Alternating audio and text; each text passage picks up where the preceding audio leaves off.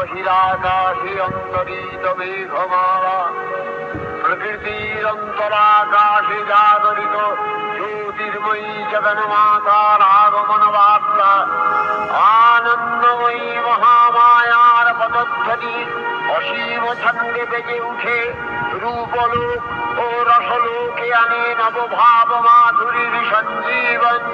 তাই আনন্দিতা শ্যামলী মাতৃকার চিন্ময়ীকে মৃন্ময়ীতে আবাহন। আজ চিচ্ছক্তি রূপিণী বিশ্বজননীর শারদশ্রী বিমণ্ডিতা প্রতিভা মন্দিরে মন্দিরে ধ্যান বোধিতা। মহামায়া সনাতনী শক্তিরূপা গুণময়ী, তিনি এক তবু প্রকাশ বিভিন্ন,